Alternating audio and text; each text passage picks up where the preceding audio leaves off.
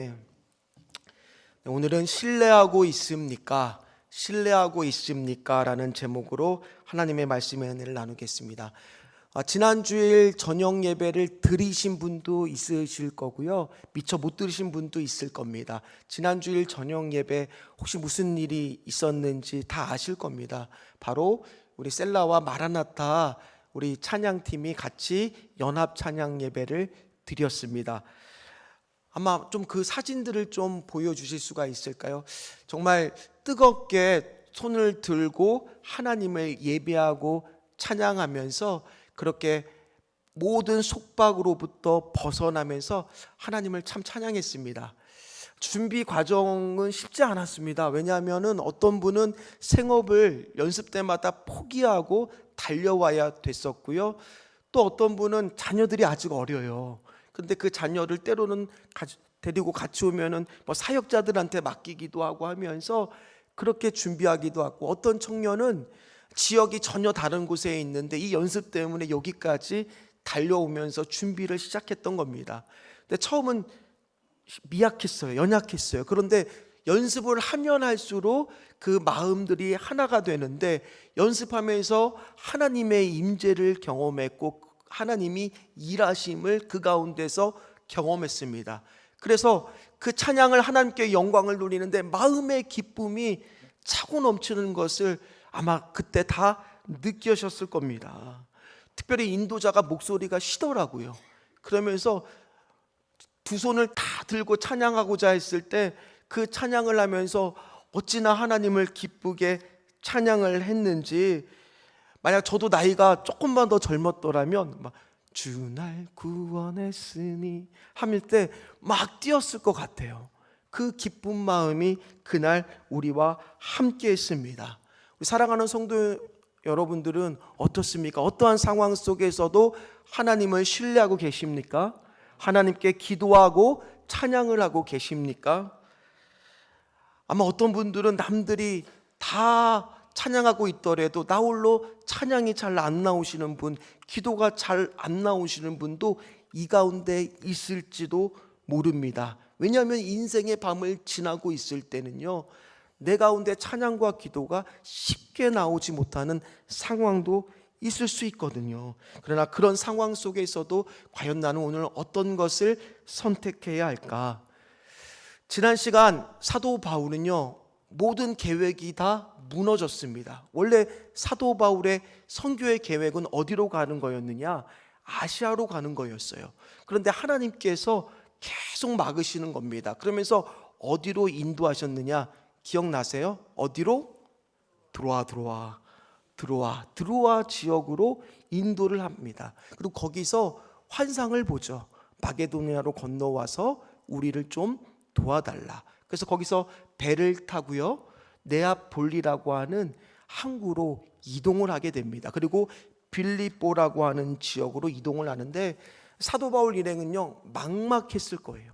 두려웠을 거예요. 왜냐하면 계획했던 곳이 아니니까 정보가 있나 뭐가 있나 아무 계획도 없이 지금 주님이 이끌어 주시는 대로 빌립보라고 하는 도시에 도착을 하는데, 이 도시에는요 회당이 없어요. 회당이 있으려면 유대인 남자 10명만 있으면 회당이 될 수 있는데, 회당이 없다라는 것은 이 빌립보 도시에 뭐가 없다라는 거예요? 하나님을 믿는 유대인들이 거의 없다라는 겁니다. 그러니 안식일이 되었는데도요 예배할 곳이 없는 거예요. 기도할 곳이 없는 거예요. 찬양할 곳이 없는 거예요. 그래서 어떻게 하느냐, 조용한 곳을 찾다 보니까 강가에 가게 됩니다. 근데 거기서 뜻밖의 만남을 갖게 됩니다. 그게 13절 말씀입니다. 우리 13절 말씀 같이 읽도록 하겠습니다. 안식일에 우리가 기도할 곳이 있을까요? 문밖 강가에 나가 거기 앉아서 모인 여자들에게 말하는데, 하나님의 계획을 따라서 움직이고 있는데 시작부터가 화려한 것이 아니라 너무 초라한 거예요. 당시에는 아무래도 남성 중심의 사회다 보니까 전도를 해도 누구를 전도하는 것이 더 좋으냐? 남자들을 전도하는 것이 더 유리하거든요. 근데 가보니까 모여있는 사람들이 누구예요? 여자들이었다라고 성경은 말하고 있습니다. 그렇지만 사도 바울은 최선을 다해 그 여자들을 향해서 말씀을 나눠주기 시작합니다. 이처럼 우리가 주님을 신뢰하고 있다면 첫 번째입니다. 우리 같이 읽도록 하겠습니다. 작은 일부터 시작이라는 거예요. 제가 사도 바울이라면 너무 실망감이 컸을 것 같아요. 아니, 이러려고 나를 여기로 보냈냐? 아니, 내가 이래서 내가 아시아로 가려고 하는데 이게 뭐야? 이런 마음이 들었을 것 같아요.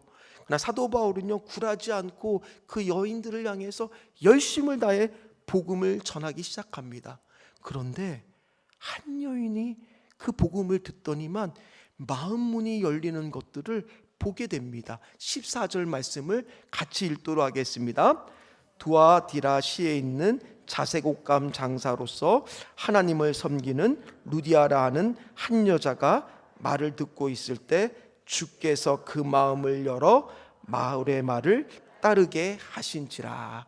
오늘 그 초라한 곳, 그 연약한 곳에서 말씀을 전하는데 한 여인의 마음이 열리기 시작했다고, 주님이 열어 주시기 시작했다고 성경은 말합니다. 근데 이 원어의 뜻이 뭐냐면 주께서 마음을 열기는 여는데 어떻게 여는 거냐면 활짝 열려줬다는 거예요. 그 여인의 마음 속에 하나님에 대한 믿음의 마음을 활짝 열어주셨다라는 겁니다. 아무도 없는 것 같고 초라한 이곳에서도 하나님은 뭐하고 계셨느냐? 일하고 계셨다라는 겁니다. 오늘 여기도 마찬가지입니다. 누군가의 오늘 말씀 가운데 오늘 이 말씀의 주인공이 있을 줄 믿습니다. 주께서 그 마음의 문을 활짝 열어주시는 은혜가 있으시기를 주의 이름으로 축원합니다. 그러면요, 남들 다 찬양할 때 나도 모르게 찬양을 못하는 것이 아니라, 기도의 문이 막히는 것이 아니라, 오늘 주님께서 마음의 문을 활짝 열어주신다라면 기도가 나오기 시작하는 거고, 찬양이 나오기 시작하는 거고, 은혜를 받기 시작하는 거고, 말씀이 들리기 시작하더라는 거예요. 오늘 이 말씀의 주인공이 사랑하는 우리 성도들이 다 되시기를 주의 이름으로 축원합니다. 그런데요, 그 마음이 열리는 이 루디아가 어떤 여자냐? 보통 여자가 아니에요. 오늘 성경은 자색 옷감 장수라고 되어 있어요. 그러니까 이 여자의 직업이 요즘으로 따지면 의류 도매업인데, 자색 옷감이라는 것은 보라색이잖아요. 당시에 보라색 옷감의 옷을 입을 수 있는 사람들은 황제 같은 아주 1% 상류층의 사람들이었다라는 겁니다. 그렇다는 얘기는 이 루디아라고 하는 여자가 이 빌립보 도시의 상류층을 많이 알 수 있다는 거예요. 그러니까 앞으로 복음을 전하는 데 있어서 이 여자를 통해서 얼마나 많은 복음이 전해질지 사도 바울은 예상이나 했겠습니까? 예상을 못했을 거예요. 근데 오늘 이 루디아라는 여자가 유럽 교회의 첫 번째 예수를 믿는 그리스도인이 됩니다. 이 여자를 통해서 이 초라한 강가에서 복음이 시작돼서 앞으로 놀랍도록 불이 붙어 유럽 선교의 문이 열릴 거라는 것을 그 누구도 예상하지 못했지만은, 오늘 사도 바울이 작은 일부터 가서 최선을 다해 복음이 전해졌을 때 주님의 역사하기 시작해서 마음 문이 열리니까 그 여자의 심령이 열리고, 그 여자의 심령이 열리니까 그 가족의 문이 열리고, 그 가족의 문이 열리니까 그 교회의 문이 열리고, 빌립보 교회의 문이 열리기 시작하니까 유럽 교회의 문이 열리기 시작했더라는 거예요. 이처럼 복음은요, 연쇄적인 반응이 일어납니다. 뭐부터 시작이에요? 작은 것부터. 한 영혼이 오늘 마음의 문을 활짝 열기 시작하면 그 가정이 변하기 시작하고, 그가 있는 그곳에 직장들이 변하기 시작하고, 우리가 속해 있는 이 교회가, 이 지역이 변하는 것은요, 한 영혼의 마음의 문이 활짝 열리는 것부터가 시작이라는 겁니다. 너무나 위대한 주님의 일은 작은 일부터 시작이 되더라는 거예요. 오늘 그 축복의 주인공이 이 가운데 있으시기를 주의 이름으로 축원합니다. 지난 찬양 예배도요, 처음에 시작은 그랬어요. 제가 하자고 한 것이 아니라 봄이 됐는데 이 청년들이랑 젊은 집사님들이 저를 갑자기 보자고 하더라는 거예요. 그래서 만났습니다. 만나서 뭐를 하고자 하느냐 물어보니까 우리 가을에 찬양 집회를 좀 했으면 좋겠다라는 거예요. 그래야 그럼 한번 해보세요라고 제가 말씀을 드렸어요. 그랬더니 그 작은 결단 하나가 뭐가 된 거예요? 이 가을에 우리가 함께 하나님을 찬양하는 찬양 예배를 드릴 수 있게 되었다라는 거예요. 항상 하나님의 일은 많은 걸로부터 시작되는 것이 아니라 작은 누군가의 마음에 활짝 열어서부터, 거기서부터 하나님의 일은 시작이 되더라는 거예요. 오늘 하나님을 그렇게 신뢰하면서 마음 문이 열리는 그곳에서도요, 쉽지 않은 일들이 있을 때가 있습니다. 방해가 있을 때가 있습니다. 두 번째입니다. 같이 읽도록 하겠습니다. 방송실 두 번째입니다. 같이 읽겠습니다. 방해가 있습니다. 같이 읽겠습니다. 방해가 있습니다. 루디아 집을 거점으로 이제 복음을 전하기를 시작하는데 한 가지 에피소드가 생깁니다. 어떤 에피소드가 생기냐면, 한 귀신 들린 여자가, 점을 치는 여자가 계속 복음을 전하러 다니는 곳들마다 쫓아다니는 거예요. 근데 이 여자가 어떤 여자냐? 점을 쳐서 그 당시에 많은 사람들을 끌고 다녔던 그런 여자입니다. 그런데 자꾸 방해를 하는 그 여자, 17절, 오늘 그 말씀을 우리 같이 읽어보도록 하겠습니다. 17절 말씀입니다. 그가 바울과 우리를 따라와 소리질러 이르되 이 사람들은 지극히 높은 하나님의 종으로서 구원의 길을 너희에게 전하는 자라 하며. 이상하지 않으세요? 분명 17절 말씀에 누가 한 얘기입니까? 귀신 들린 여자가 하는 얘기인데 어떻습니까? 만든 얘기예요? 틀린 얘기예요? 맞는 얘기만 구구절절 다 하고 있는 거예요. 그런데도 불구하고 이 여자 안에 믿음이 있어서 이런 말을 선포하는 것이 아니다 보니까, 또 미친 여자다 보니까 목소리는 뭐겠어요? 하이톤이겠죠. 하이톤으로 막 얘기를 했겠죠. 그러다 보니까 복음을 전하는데 계속 방해가 되는 거예요. 그러다 보니까 사도 바울이 참다 못해 무슨 말씀을 선포하냐? 예수 그리스도의 이름으로 내가 내게 명하노니 그에게서 나오라. 오늘 그런 명령을 내립니다. 그랬더니 무슨 일이 일어났냐? 귀신이 그 여자부터 떠나가게 됩니다. 그 여자가 제정신을 차리게 되죠. 영혼을 살아나죠. 얼마나 기쁜 일입니까? 그런데 세상 인심은 뭐였느냐? 바울과 실라 때문에 그 여종의 주인들의 수입원이 끊어지다 보니까 그 주인들이 화가 났습니다. 그래서 바울과 실라를 붙잡게 됩니다. 이게 세상이에요. 세상은요, 영혼을 살리는 일에 관심이 없습니다. 세상은요, 기도하는 일에 관심이 없습니다. 세상은요, 찬양하는 일에 관심이 없습니다. 세상은 예배하는 것에 관심이 없습니다. 그러면 누가 기도하고 누가 찬양하고 누가 예배할 수가 있겠습니까? 예배는요, 하나님을 믿는 사람들만이 할 수 있는 거예요. 오늘 그렇기 때문에 오늘 이 붙잡힌 바울과 실라는 이 끔찍하게도 옷이 찢김을 당하고 매를 맞게 됩니다. 그리고 착고라는 것을 차고 저 깊은 지하 감옥 속으로 갇히게 됩니다. 오늘 24절 말씀을 같이 읽도록 하겠습니다. 그가 이러한 명령을 받아 그들을 깊은 옥에 가두고 그 발을 착고에 든든히 채웠더니. 한번 사진을 보여주시면 감사하겠습니다. 착고가 저런 겁니다. 오도 가도 못하게 지하 감옥에 바울과 실라는요 잡혀가고 있는데, 놀랍게도 신기한 게 오늘 성경을 보니까 억울하다고, 내가 복음을 전하기 위해서 영혼을 하나 살리고 사람 생명 하나 살렸는데 내가 무슨 큰 죄를 지었냐라고 항의하는 모습이 나와 있지 않아요. 온갖 지금 억울하고 답답하고 속이 상하는 일인데, 최소한 내가 로마 시민권자라는 것을 밝히기만 했어도 정당한 재판을 거칠 수 있었는데 그는 아무런 말도 하지 않습니다. 그저 매를 때리면 매를 때리는 대로 맞고, 착고를 채우면 착고를 채우는 대로 당하고, 그리고 감옥에 갇히려고 하면 감옥에 갇히는데도 그대로 따라가고 있습니다. 왜 그랬을까요? 왜 우리 같으면 억울하다고 얘기했을 텐데 그는 그 아무런 말 한마디도 그들은 하지 않았을까요? 그 이유는 바로 뭐냐?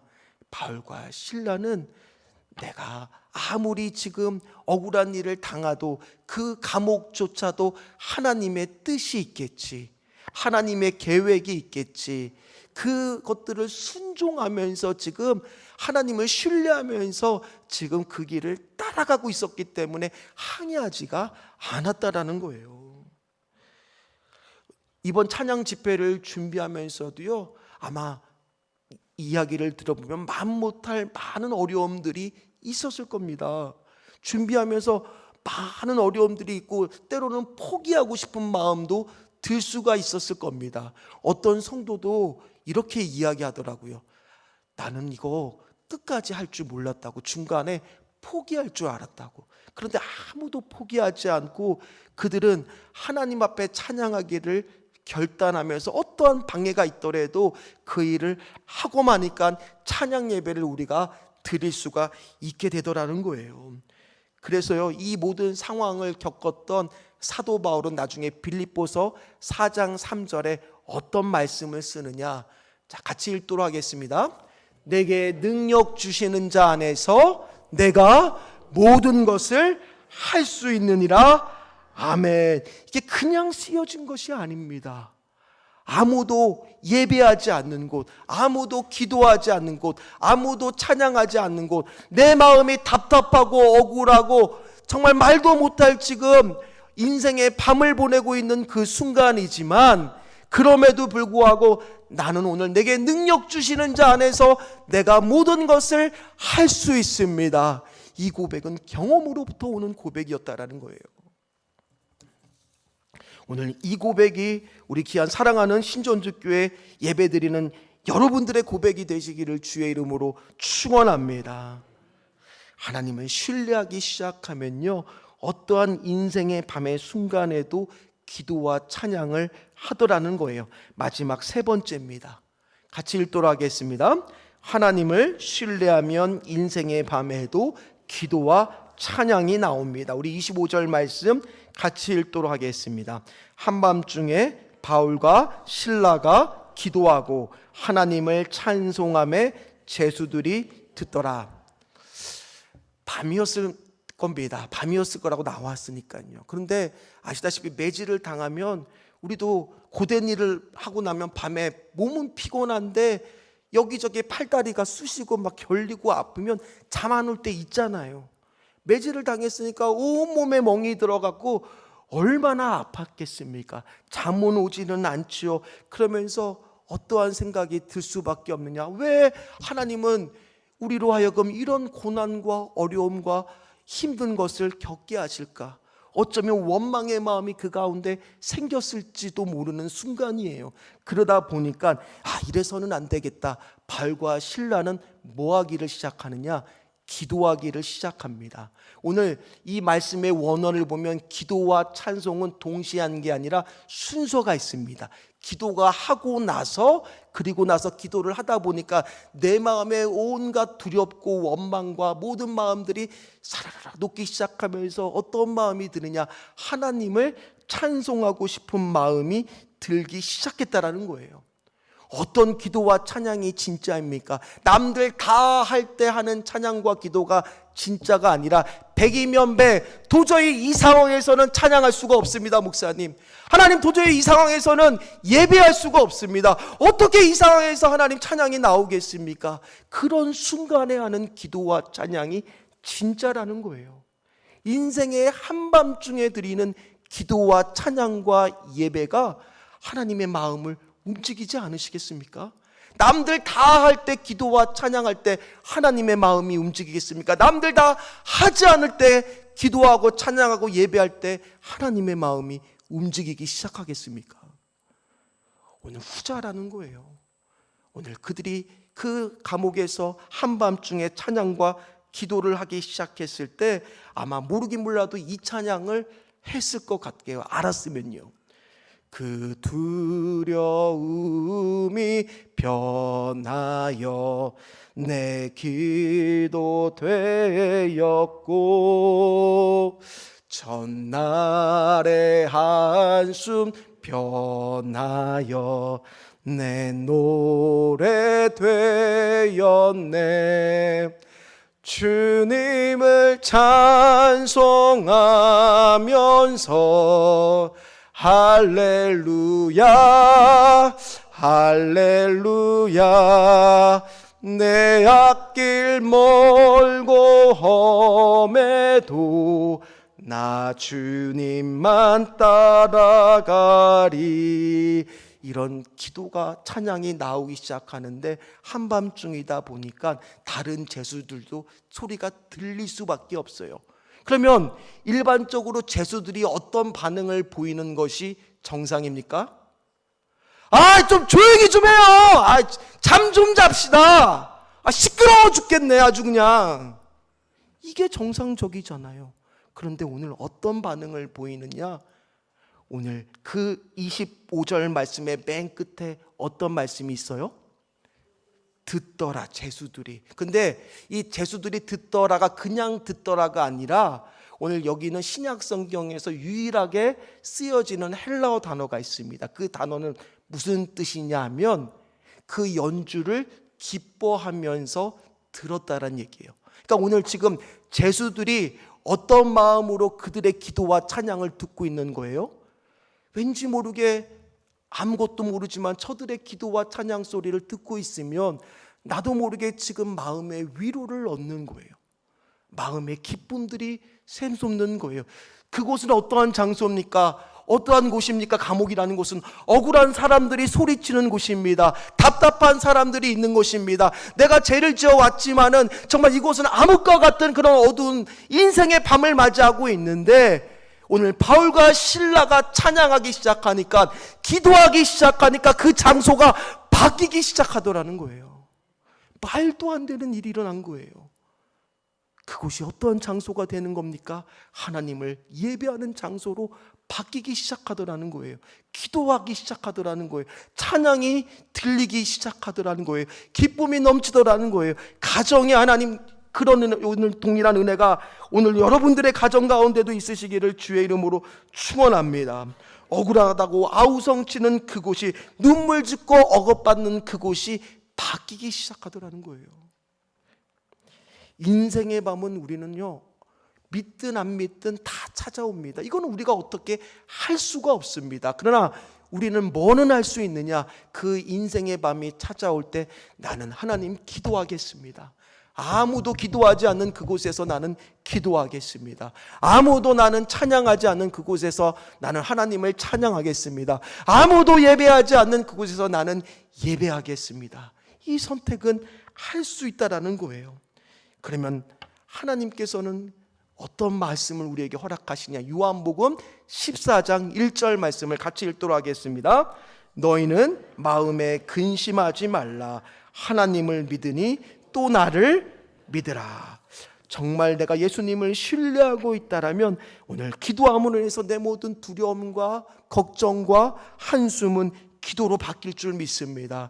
내가 오늘 기도하기 시작하고 하나님을 신뢰하기 시작하면 내 입은 찬양하기 시작할 줄 믿습니다. 그러면 거기에는 예배의 처소가 될 것이고 기도의 장소가 될 것이고 찬양을 집회하려는 그곳이 우리의 가정이 될 수도 있고 우리의 직장이 될 수도 있고 우리의 교회가 될 수 있음을 기억하시기를 주의 이름으로 축원합니다.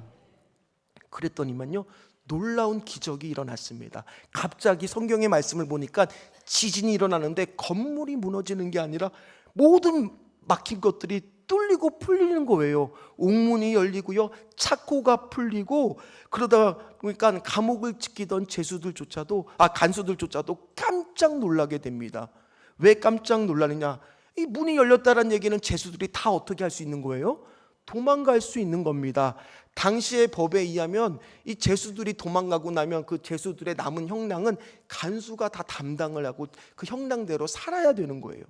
그런데 지금 한두 명이 도망간 게 아니라 모든 문이 열리니까 모든 제수가 달아났으면 이제 나는 간수 입장에서는 소망이 없는 거잖아요. 그래서 자결하려고 합니다. 목숨을 끊으려고 하는데 갑자기 저 속에서 한 목소리가, 다급한 목소리가 들리죠. 멈추시오! 우리 여기 다 있습니다. 놀랍지 않습니까? 아니, 문이 열리면 제수들하고 바울과 실라는 달아나는데 바울과 실라뿐만 아니라 제수들까지 그 자리에 가만히 있었던 이유가 뭐겠습니까? 오늘 바울과 실라가 그 장소에서 기도하고 예배하고 찬양하기 시작하니까 그 장소가 지금 바뀌어 있는 거예요. 그러니 제수들조차도 떠나지 않고 그 자리에 머물러 있었다라는 겁니다. 그래서 그 간수는 깜짝 놀라 바울과 실라 앞에 엎드립니다. 그리고 인생에 있어서 가장 중요한 질문을 합니다. 오늘 여기 계신 분들 가운데도 이 질문을 꼭 하셔야 돼요. 어떤 질문을 합니까? 내가 어떻게 해야 구원을 얻을 수가 있겠습니까? 그랬더니 인생의 밤을 통과한 사도 바울이 놀라운 성령의 감동을 받아 하나님의 말씀을 전하는데 그게 31절의 생명의 말씀입니다. 우리 31절 말씀 같이 읽도록 하겠습니다. 이르되 주 예수를 믿으라. 그리하면 너와 내 집이 구원을 받으리라 하고, 뭐라고 했다고요? 주 예수를 믿으라. 그리하면 너와 내 집이 구원을 받으리라. 그 말씀을 받은 간수는요, 이 바울과 실라를 자기 집으로 모셔갑니다. 그리고 그 매맞았던 곳들을 깨끗하게 상처를 발라주고 씻겨준 다음에 옷을 갈아입히고 음식을 대접합니다. 그러면서 무슨 일을 하냐? 이 31절 말씀이 첫 번째로 응답되는 가정이 됩니다. 그래서 온 가족이 세례를 받고 구원을 얻게 되는 거예요. 아마 그날 밤 그 간수네 가정은요, 찬양이 넘쳤을 거예요. 구주의 십자가 보혈로 죄 씻음 받기를 원하네. 내 죄를 씻으신 주 이름 찬송합시다. 할렐루야 찬송합시다. 찬송합시다. 내 죄를 씻으신 주 이름 찬송합시다. 한 곡만 불렀겠습니까? 예수 십자가에 흘린 피로써 그대는 씻기어 있는가. 더러운 죄 회개하는 능력을 그대는 참이지 않은가. 예수의 보혈로 그대는 씻기어 있는가. 마음속에 여러 가지 죄악이 그대는 씻기어 있는가. 10곡을 준비했습니다. 다 따라할 때까지 할 겁니다. 죄에서 자유를 얻게 함은 보혈의 능력, 주의 보혈. 시험을 이기고 승리 주니 참 놀라운 능력이도다. 주의 보혈 능력이 또다. 그의 피 믿으오. 주의 보혈 그 어린 양의 매우 귀중한 피로다. 아멘. 얼마나 그 가정이 구원을 받고 기쁨이 넘쳐서 그날 밤 그 가정 안에는 찬양과 기도가 넘쳤겠습니까? 말씀을 마무리하도록 하겠습니다. 이것이 빌립보 교회였어요. 빌립보 교회는요, 참 이상한 사람들이 모여있는 곳입니다. 자색 옷감 장수 루디아와 그의 가족들, 또 귀신 들린 여자, 그러나 지금은 제정신을 차렸지만 그 여자, 또 누굽니까? 간수와 그의 가족들, 또 제수들까지. 현실에서는 도저히 이루어질 수 없는 조합이 예수님이라는 하나의 동일한 마음을 붙잡으니까 모일 수 있는 곳이 바로 교회더라는 거예요. 오늘 마찬가지 이 자리도 다 뭐가 있느냐? 사연들이 다 있으실 거예요. 나름대로. 노사연은 아무도 없잖아요. 감사합니다. 일부 때는 안 웃어져 갖고 제가 얼마나 하나님 앞에 기도했는지 몰라요. 다 사연이 우리는 있어요. 그러나 우리가 뭐의 이름으로 다 모인 곳이 교회예요? 예수님의 이름으로 모인 곳이 교회예요.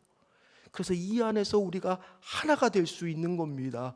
그래서 이 사도 바울은요, 이 빌립보 교회를 향해서 늘 어떤 마음이 있었느냐? 빌립보서 1장 3절에서 5절 말씀을 보면 이런 마음이 있었습니다. 우리 같이 읽도록 하겠습니다.